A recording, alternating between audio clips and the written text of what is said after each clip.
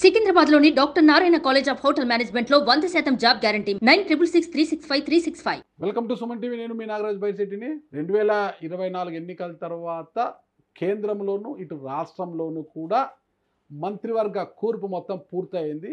అయితే ఏపీ విషయం పక్కన పెడితే కేంద్రంలో మాత్రం జనసేనలో ఇద్దరు ఎంపీలు ఉన్నప్పటికీ ఎవరికి కూడా మంత్రివర్గంలో చోటు తీసుకోలేదు. అసలు మరి ఇచ్చారు లేదు పడితే పవన్ కళ్యాణ్ గారు అందుకు సుముఖత వ్యక్తం చేయలేదని మనకు తెలుస్తుంది. అయితే త్వరలో ఉన్న రాజ్యసభ స్థానాల్లో తన సోదరుడు మెగాస్టార్ చిరంజీవి గారికి రాజ్యసభకు పంపించి ఆయనను కేంద్ర మంత్రిగా చూడాలని పవన్ కళ్యాణ్ గారు ఆశలు పెట్టుకున్నట్లుగా బయట వదంతులు అయితే వస్తున్నాయి. ఇందులో ఎంతవరకు వాస్తవం ఉంది? నిజంగా చిరంజీవి గారు కేంద్రానికి వెళ్ళబోతున్నారు, రాజ్యసభకు వెళ్ళి కేంద్ర మంత్రిగా బాధ్యతలు చేపట్టబోతున్నారా అన్న వివరాలు తెలుసుకోవడానికి మనతో ఉన్నారు పొలిటికల్ అనలిస్ట్ చంద్ర శ్రీనివాస్ గారు. నమస్తే శ్రీనివాస్ గారు. నమస్కారం అండి. కేంద్రంలో ఎన్డీఏ కూటమి కొలువుదీరింది, రాష్ట్రంలో కూడా ఎన్డీఏ కూటమి కొలువుదీరింది. రాష్ట్రంలో మంత్రివర్గ కూర్పు అయిపోయింది, ఎవరి బాధ్యతలు చేపడుతున్నారు. అయితే ఇంకా కేంద్రంలో విస్తరణ ఉంది అంటున్నారు. ఇందులో భాగంగా అంటే పవన్ కళ్యాణ్ గారు ఇప్పటివరకు ఒక మంత్రి పదవి కూడా తీసుకోలేదు కేంద్రం, అనుకొని ఉంటే తీసుకొని ఉండొచ్చు అంట, బాలశౌరికి కావచ్చు, ఉదయ్ శ్రీనివాస్ అయితే పెండింగ్ పెట్టారు. అయితే ఇక్కడ తన సోదరుడు మెగాస్టార్ చిరంజీవి గారిని రాజ్యసభకు పంపించి కేంద్ర మంత్రిగా చూడాలనేసి పవన్ కళ్యాణ్ గారు అనుకున్నట్లుగా బయట వార్తలు వస్తున్నాయి. ఇందులో ఎంతవరకు వాస్తవం ఉందంటారు? నాకు తెలిసి చిరంజీవి గారు తీసుకోరండి. Already Okay. ఆయన చూడండి మంత్రి పదవి కాదు, ఓకే, కేంద్ర మంత్రిగా పనిచేశాడు, టూరిజం టూరిజం మంత్రి చేశాడు. అనేకంగా ఇప్పుడున్న మల్లు బట్టి విక్రమార్క గారు కూడా ఆ కాన్స్టిట్యున్సీకి కూడా నీటికి ఏదో ఇబ్బంది అయితే ఆయన కూడా శాంక్షన్ చేశాడు ఎంపీ ల్యాండ్స్. ఓకే. ఉభయ రాష్ట్రాల్లో మంచి పని చేశాడనే పేరు వచ్చింది కాబట్టి ఆయన సినిమాలు నాకు రాజకీయాలు వద్దనుకున్నాడు కాబట్టి ఇప్పుడు ఆయన సినిమాలు తీసుకుంటూ ఉన్నాడు. దేశంలోనే అత్యున్నతమైన పద్మవిభూషణ్ అవార్డు సాధించాడు. ఇప్పుడున్న సిచ్యువేషన్స్ బట్టి నాగబాబు గారు రాజ్యసభ తీసుకుంటాడని తెలుస్తుంది స్పష్టంగా. ఓకే. ఎందుకంటే చిరంజీవి గారు జనసేన పార్టీ పవన్ కళ్యాణ్ గారు స్థాపించినప్పటి నుంచి కూడా తమ్ముడిని ఆశీర్వదించారు చెప్తే ప్రత్యక్షంగా ఎక్కడాకొచ్చి ప్రచారం చేసింది కానీ తమ్ముడి పార్టీని ఆశీర్వదించమని కానీ ఓట్లు వేయమని కానీ ఎన్నికల్లో ఎక్కడ చిరంజీవి గారు తెర మీదకి రాలేదు. అంటే అతను ప్రజారాజ్యం ఆవిర్భావం తర్వాత తెరమరుగు తర్వాత మళ్ళీ సినిమాలకు వచ్చేసి సినిమాలు చేసుకుంటున్నారు తప్పితే ఎక్కలేదు. తమ్ముడు మళ్ళీ పార్టీ గెలిచిన తర్వాత ఉప ముఖ్యమంత్రి అయిన తర్వాత తమ్ముడిని అంటే బాధ్యతగా ఒక అన్నగా బాధ్యతగా ప్రమాణ స్వీకారానికి వెళ్ళాడు. తమ్ముడు వచ్చినప్పుడు హ్యాపీగా ఆలింగనం చేసుకున్నాడు. అందరూ చూసాం అదంతా కూడా ప్రేమ, చాలా ఎమోషనల్ టచ్ అదంతా కూడా. అది అయితే ఇంత దూరం నాగబాబు గారు తొలి నుంచి కూడా పవన్ కళ్యాణ్ గారు ఏంటో ఉన్నారు. నాగబాబు గారు టీటీడీ చైర్మన్ అని అప్పుడు కొంత వార్తలు కూడా బయటకు వచ్చాయి. ఆయన ఎవరు నమ్మకండి, ఇవన్నీ వదంతులు నమ్మకండి, ఆయన కూడా కొట్టి పారేశారు. కానీ నాగబాబు గారు రాజ్యసభకు వెళ్ళి మంత్రి అవుతారేమో అని ఒక ఆలోచన కూడా ఉంది. కానీ ఉన్నట్టుండి ఇప్పుడు చిరంజీవి గారి పేరు వస్తుంది అనమాట.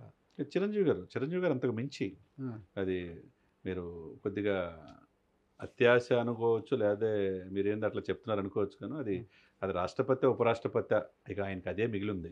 Okay, okay. ఆ స్థానంలో ఏ రోజుకైనా మీరు చూస్తారు ఆయన్ని. చిరంజీవి గారు ఈ రోజు చెప్తున్నా సుమన్ టీవీలో మీరు చూడండి. అంతేగాని ఈయన రాజ్యసభ తీసుకోడు. రాజ్యసభ నాగబాబు గారికి వస్తుంది. అది అస్సాం నుంచి వస్తుందా వేరే స్టార్ట్ నుంచి ఖాళీ ఉన్న దాన్ని బట్టి రాజ్యసభ ఇస్తారు. ఎందుకంటే అనకాపల్లి గెలిచే సీట్ వదులుకున్నాడు బీజేపీ పొత్తులో. ఆయన పాపం ఆయన పార్టీ మొదటి నుంచి ఉన్నాడు ట్రబుల్ షూటర్ లాగా. ఒకవైపు మనోహర్ గారు నియోజకవర్గ పరిమితమైన ఆయన, ఒకవైపు పిఠాపూర్లో తన బ్రదర్ని గెలిపించుకోవడం కావచ్చు, ఎక్కడెక్కడ డిస్టర్బెన్స్ ఉంటే పార్టీ ఆఫీసులో కూర్చొని సమన్వయం చేస్తా పార్టీ గెలుపు కోసం కృషి చేశాడు. సాక్రిఫైస్ చేసినప్పుడు ఆయనకి ఎంపీ ఇవ్వాలి కదా. ఆయనకి మీరన్న ఏదైతే చిరంజీవి గారు కనుక్కున్న రాజ్యసభ మంత్రి ఏదైతే ఉందో అది నాగబాబు గారికి వచ్చే అవకాశం స్పష్టంగా ఉంది. అంటే చిరంజీవి గారు మాత్రం రాష్ట్రపతి లేదా ఉపరాష్ట్రపతి డెఫినెట్గా అవుతారు. ఇక రెండు అంటే ఆల్రెడీ కేంద్ర మంత్రి పదవి చేశారు కాబట్టి రాష్ట్రపతి కావచ్చు, ఉపరాష్ట్రపతికి అయ్యే అవకాశం ఉంది. ఎందుకంటే ఈరోజు ఎన్డీఏ కూటమిలో చాలా ముఖ్య భూమిక పోషిస్తారు పవన్ కళ్యాణ్. అంటే సీట్లు తక్కువ ఉన్నప్పటికీ కూడా ఏపీలో కూటమిని కలపడానికి పవన్ కళ్యాణ్ గారు చేసిన ప్రయత్నాలు మీ అందరికీ చిన్న విషయం కాదు. పవన్ కళ్యాణ్ లేకపోతే ఈరోజు కూటమి కలిసేది కాదు. రాష్ట్రంలో ఎన్డీఏ కూటమి అధికారంలోకి వచ్చేదా లేదా అనేది కూడా ఒక ప్రశ్నార్థకమే ప్రశ్నే. అది కేవలం పవన్ కళ్యాణ్ గారు రావడము, కాపు ఓట్ బ్యాంక్ అంతా కూడా ఒక పోలరైజ్ కావడము, అంతా ఏకతాటిపైకి రావడం ఈసారి చూసాం. మనం కాపుల్లో ఐక్యత అనేది ఈ ఎన్నికల్లో మాత్రమే చూసాం. 90%. అదే 90%. ఇంత పెద్ద స్థాయిలో కాపులంతా కూడా ఏకతాటిపైకి రావడం అనేది ఎప్పుడు జరగలేదు అనమాట. ఎప్పుడు కూడా అలా ఎవరి గుంపు వాళ్ళదనమాట. ఒకప్పుడు చూసాం రంగా ఇన్సిడెంట్ అప్పుడు చూసాం. రంగా ఇన్సిడెంట్ అప్పుడు అది వేరే సన్నివేశం.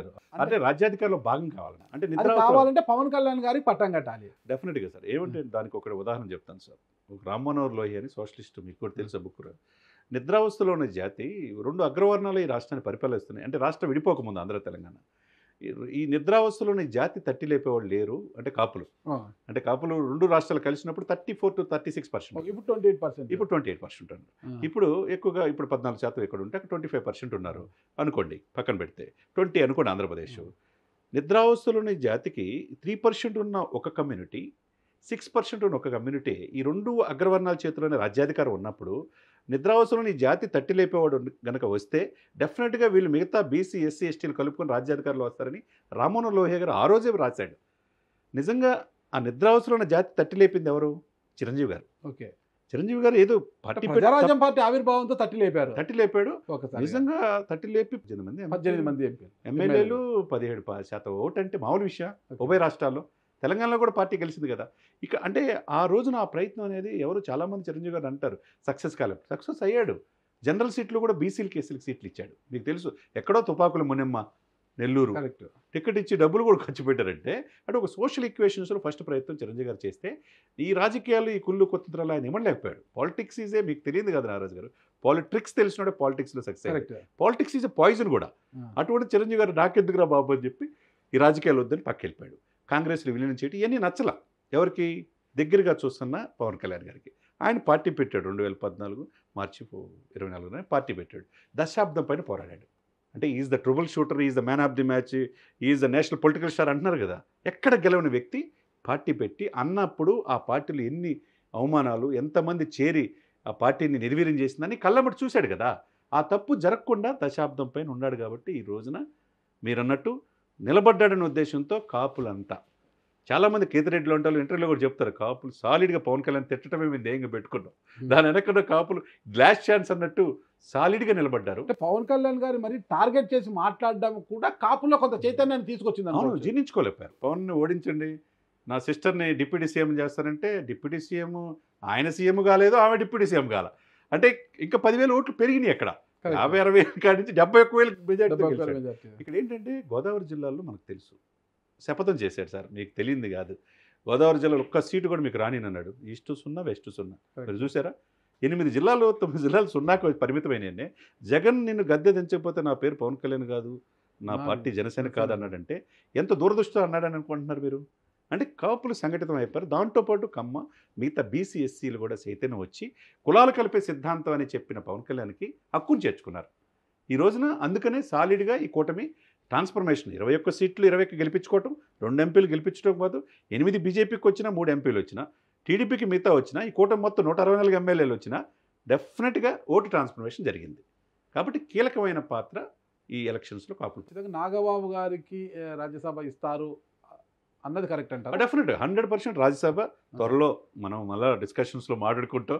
రాజ్యసభ సభ్యుడు అవుతాడు, ఆయన సెంట్రల్ మినిస్టర్ అయినా మీరు ఆశ్చర్యపడాల్సిన అవసరం. అంటే నాగబాబు గారికి రాజ్యసభ ఇచ్చి కేంద్ర మంత్రి పదవితో పాటు చిరంజీవి గారికి కూడా రాష్ట్రపతి ఉపరాష్ట్రపతి ఇస్తే అంటే మెగా ఫ్యామిలీ అంటే మెగా కాంపౌండ్ అంతా కూడా బీజేపీ కాంపౌండ్లోకి మెర్జ్ అయిపోతుంది అంటారా? డెఫినెట్గా ఎందుకు కాకూడదు సార్. ఇప్పుడు బీజేపీతో కలిసి పోటీ చేస్తానని చెప్పాడు పవన్ కళ్యాణ్ గారు. ఇక్కడ ఆ రోజు పోటీ చేయకుండా విత్డ్రా చేసుకోబట్టి 42 కార్పొరేటర్లు అయ్యారు బండి సంజయ్ ఉన్నప్పుడు. మీరు చూశారు కదా. మరి నెక్స్ట్ మరి కలిసి పోటీ చేస్తే సేమ్ అదే రిజల్ట్ వస్తుంది కదా. కాబట్టి ఇక్కడ కూడా ఉన్నారు కదా ఓటర్లు, ఆంధ్ర నుంచి వెళ్ళిన వాళ్ళు ఇక్కడ కూడా ఉంటారు కదా. కాబట్టి ఇక్కడ ఏంటంటే పవన్ కళ్యాణ్ గారు చిరంజీవి గారు అంత తక్కువ అంచనా వేయలేదు. ఇప్పుడు వెంకయ్య నాయుడు గారు 2 రాష్ట్రాలకి అధ్యక్షుడిగా ఉన్నప్పుడు ఉన్నాడు కదా. పార్టీని తర్వాత సంజయ్ వచ్చేదాకా బీజేపీ లిఫ్ట్ కాల. ఇప్పుడు అక్కడ సోమవీర్రాజును పెట్టారు, కన్నాను పెట్టండి, ఎవరి వల్ల కాల. ఇక పురంధేశ్వరి గారు తీసుకొచ్చి పెట్టారు. తర్వాత ఎవరి వల్ల ఇదైంది? పవన్ అనే వ్యక్తి వల్ల, ఈ కూటమిని కలయికడం వల్ల సక్సెస్ అయింది. వాళ్ళు ఈక్వేషన్ చూసుకుంటారు సార్. ఇప్పుడు ఏ విధంగా వెంకయ్యనాయుడు గారు ఎట్లయితే ఉపరాష్ట్రపతి చేశారు, చిరంజీవి గారికి ఏం తక్కువ? ఆయన చూడండి ఏం లేదు కదా. కాబట్టి ఏ రోజుకైనా నేను ఈరోజు చెప్తున్నాను సుమన్ టీవీ సాక్షిగా, పవన్ కళ్యాణ్ విమర్శించే వాళ్ళు కూడా చాలా మంది చెప్పా, ఈజ్ ద ఆర్డినరీ పర్సన్. ఆయన పేరు లేని రాజకీయాలు అవార్డు గ్రహీత కూడా. అవును, ఆయన పేరు లేని రాజకీయాలు ఆంధ్రప్రదేశ్లో ఉండవని చెప్తా ఉంటాం. 1.5 year నుంచి చెప్తున్నా. చాలా మంది తక్కువ అంచనా కామెంట్ చేశారు నన్ను కూడా. ఇక్కడే కాదు, ఢిల్లీలో కూడా పవన్ కళ్యాణ్ పొలిటికల్ స్టార్గా ఎదుగుతాడని చెప్పాను దేవుడి నుంచి. చాలామంది విమర్శించాడు, ఈడెవడరా చెప్తున్నారు అనుకున్నారు. ఈరోజు ఏమైంది? నేషనల్ మీడియా కాల్ నుంచి మొత్తం నేను అంబానీ గారి పెళ్ళిలో వెళ్తే మొత్తం పవన్ కళ్యాణ్ గారిని ప్రశంసిస్తున్నారంటే వాళ్ళకి ఏం తక్కువ అండి? వాళ్ళు సమాజానికి సంపాదించుకోవడంతో పాటు పేదలకు చేయాలనే ఉద్దేశంతో బ్లడ్ బ్యాంక్ కావచ్చు, ఐ బ్యాంక్ కావచ్చు, కోట్ల రూపాయలు ఖర్చు పెడుతున్నారు. అదేవిధంగా పవన్ కళ్యాణ్ అన్నకు మించి ఎక్కువ సామాజిక సేవ చేశాడు. తన బిడ్డలు డిపాజిట్లు తీసుకొని 35 కోట్ల రూపాయలు 5,500 మంది రైతులకు ఎవరు ఇస్తారు సార్ చెప్పండి? ఏ రోజైనా జగన్మోహన్ రెడ్డి గారు రూపాయి ఇవ్వటం మీరు చూసారా? ఏదైనా సొంత వ్యాపార సంస్థల నుంచి చెప్పండి. నాగరాజు గారు మీరు చెప్పండి. లేదు కదండి. ఇప్పుడు నాయకులు అనేవాడు చిత్తశుద్ధి ఉండాలి. నన్ను గెలిపిస్తేనే ఈ రాష్ట్ర ప్రజలు నన్ను ఎక్కడ గెలిపిలేదు, గాజువాక గెలిపిలేదు, భీమవరం గెలిపిలేదు, నేను చేయాలని చెప్పి వెళ్ళిపోయి సినిమాలు తీసుకుంటే 1000 కోట్ల ఆదాయం. అవి కూడా కాదని ఎందుకు ప్రజల కోసం ఉన్నాడు? చిత్తశుద్ధిది, కమిట్మెంట్, డెడికేషన్తో ఉన్నారు. కాబట్టి లైఫ్ సాక్రిఫైస్ చేశారు. చిరంజీవి గారి ఫ్యామిలీకి అర్హత ఉంది. ఏ రోజుకైనా చిరంజీవి గారు ఆ అత్యున్నతమైన పదవిలో డెఫినెట్గా ఉంటాడు. ఖచ్చితంగా అయితే మెగా కాంపౌండ్ అవసరం అనేది బీజేపీకి ఉంది కాబట్టి ఖచ్చితంగా వాళ్ళని అత్యున్నత శిఖరాకు పంపించే ఏర్పాటైతే నరేంద్ర మోడీ గారు తీసుకుంటారనుకోవచ్చు. డెఫినెట్గా తీసుకుంటారు. ఖచ్చితంగా చూద్దాం. అయితే ఇక భవిష్యత్తులో తమ్ముడి ఉప ముఖ్యమంత్రి గాను, పంచాయతీరాజ్ శాఖ మంత్రిగా ఉన్న ఒక పార్టీ అధ్యక్షుడు గాను, అవును. ఇక నాగబాబు గారు రాజ్యసభ నుంచి మళ్ళా క్యాబినెట్లోకి వెళ్ళడము, చిరంజీవి గారు రాష్ట్రపతి అయితే ఇక ఏదైనా జరగవచ్చు రాజకీయాలు. రాజకీయాలు ఏదైనా చూద్దాం. అది కూడా వేచి చూద్దాం. అది ఎంతో త్వరలోనే జరిగే అవకాశం కూడా ఉన్నట్లున్నాడు. ఆలోచించడం కన్నా వేచి చూస్తే ఆ ఫలితాలే తెలిసిపోతాయి కదా. ఓకే, థ్యాంక్ యూ శ్రీనివాస్ గారు. నమస్తే. Thank you Narayana.